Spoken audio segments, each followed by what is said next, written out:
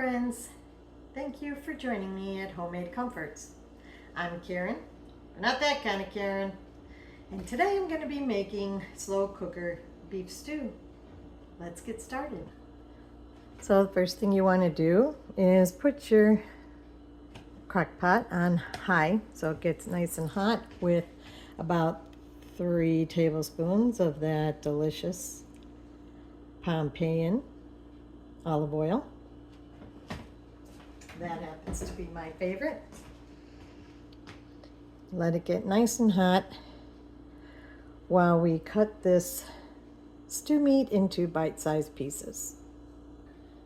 So here I have 2 pounds of stew meat, 4 stalks of celery, which has the leaves included.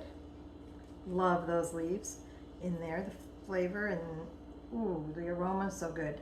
1 onion, 3 large carrots, and I have about 16 little baby potatoes. You can use russets if you like, cut into bite-sized pieces.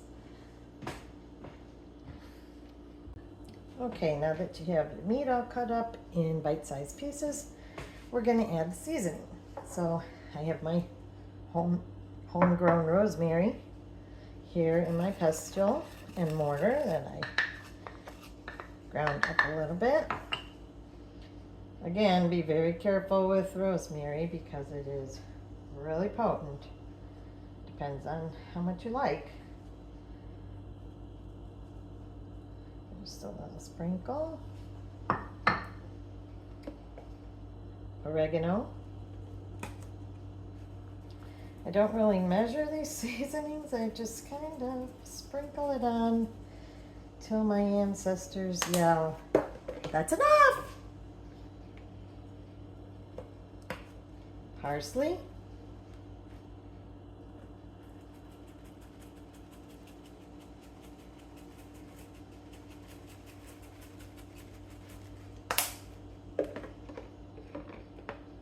Basil.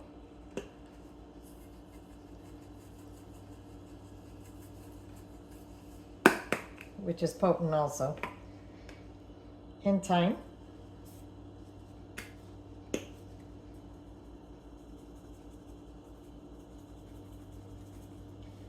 Now, if you don't have all these on hand, you can use Italian seasoning, and that will take the place of all 4 of these. Onion powder.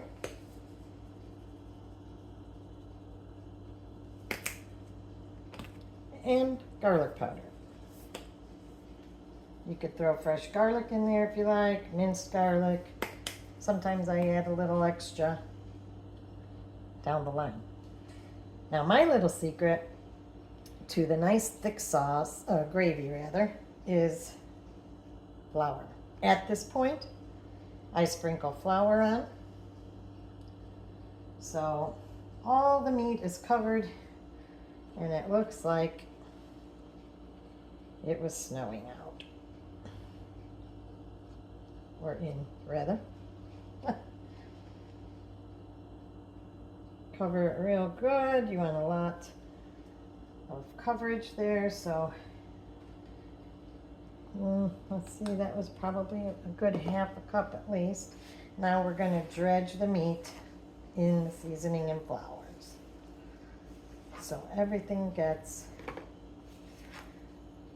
incorporated and covered really well. This is secret to nice thick gravy. If you don't put enough at this point, you can always later on, when you see that your gravy is not as thick to your liking, you can always make a little slurry with some water and cornstarch or flour, whatever you have on hand. If you don't have any cornstarch, use a little more flour. Make sure you mix it up before you put it in your pot.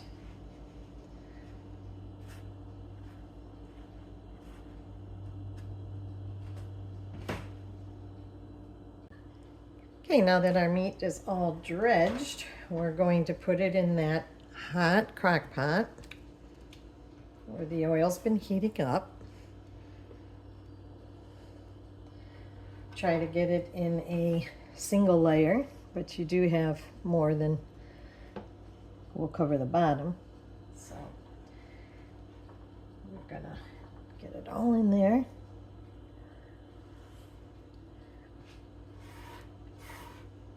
And then you're more than likely gonna have a little excess flour and seasoning on the cutting board. I just take that and throw it, sprinkle it right in over all the meat.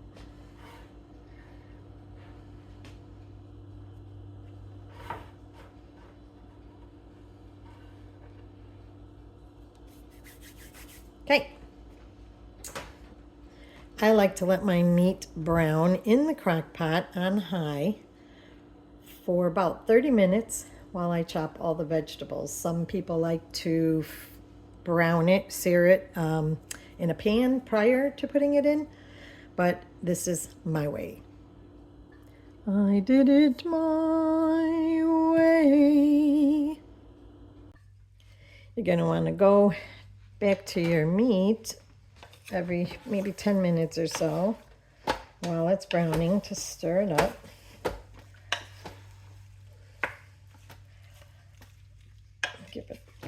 Just give it a little stir.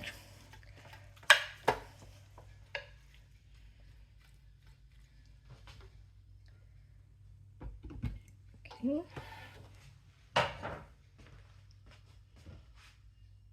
Okay, I'm almost done with my vegetables here. I thought I'd show you that little onion cutting trick one more time.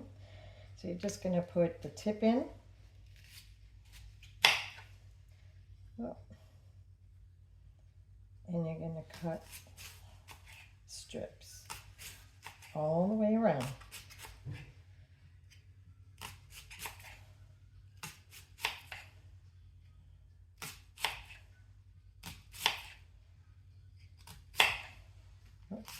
Yep.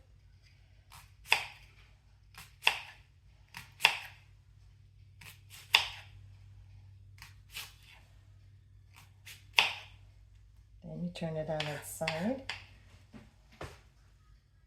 Hold it together nice and firm.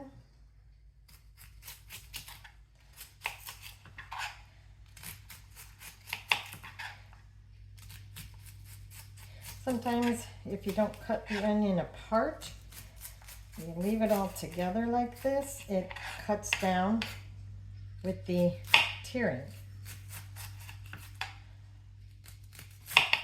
Okay, then when it gets to where you can't hold it good anymore, turn it like this and just finish it off.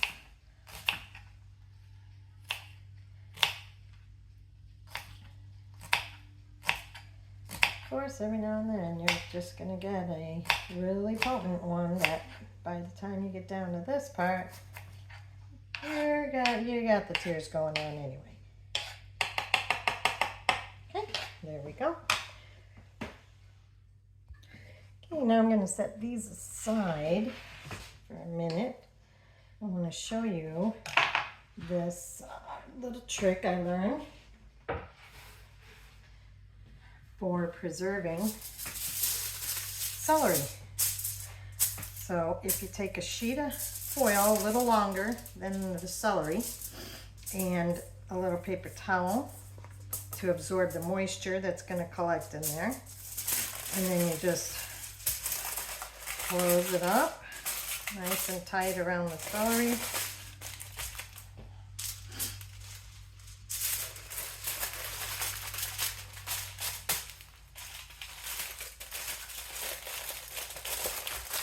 That, roll it up nice and tight, and throw it in your fridge. Let's give our meat one more stir. Looking good. You just want it to get lightly browned like this. It doesn't have to be seared. You just want it to cook up a little bit before you add everything else. We'll wait just one more time. One more, about 10 minutes. Okay, our meat's looking pretty good here. We're going to add our beautiful veggies. And once again, don't forget to use those leaves on the celery. They are loaded with flavor. Okay,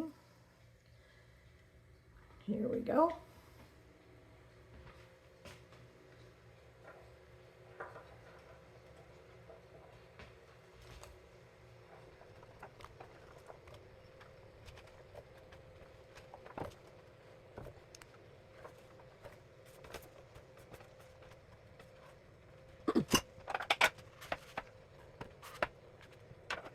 Okay.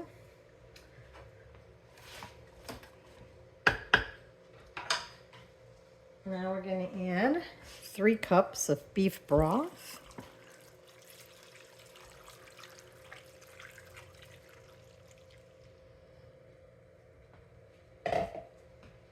And give that all a stir. Careful, because it's pretty full now.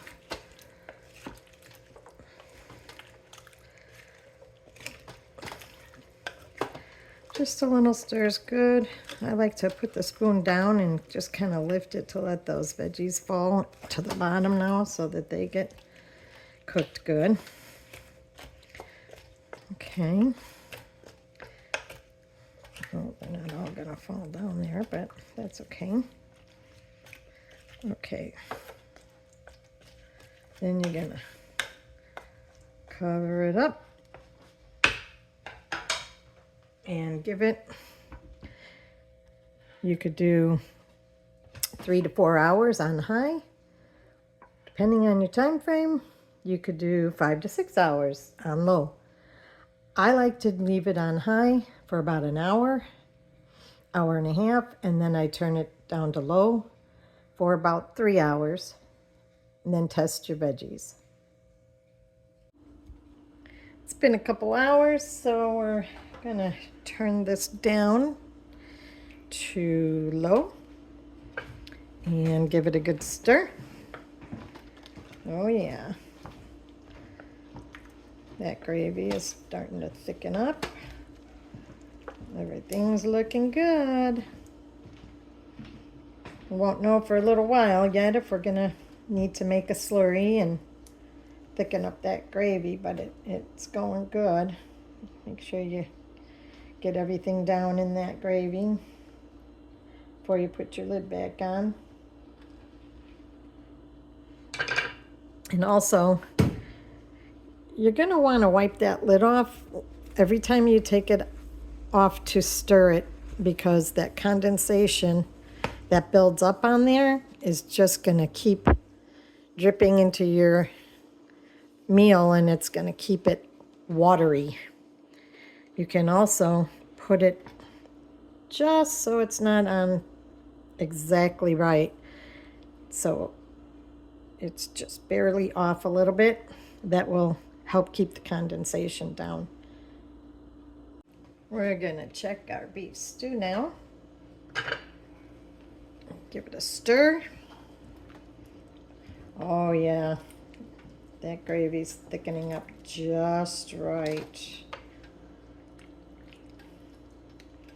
This is gonna be about another hour on low. Look at that gravy, that homemade gravy. That should thicken up just right in another hour.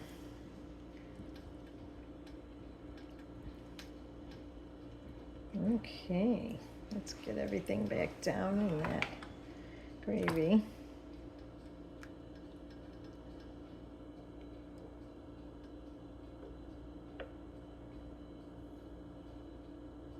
Especially them big old thick carrots.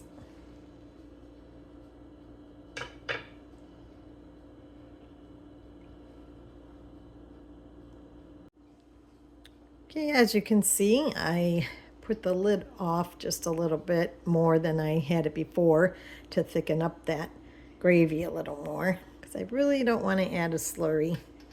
So let's see how it is. Oh, yeah, perfect.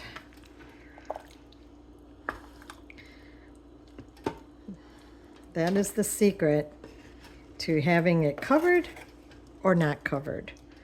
You don't want to keep it on the lid on the whole time and let all that condensation drip in there. Look how nice and thick that is now. Okay, we're gonna do a little test on these veggies. Let's get a nice big carrot there. And we're just gonna, against the side. Oh yeah, there it is.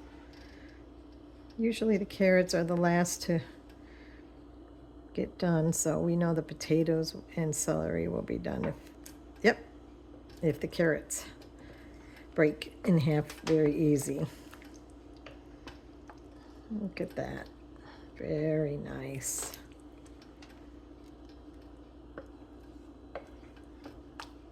Okay.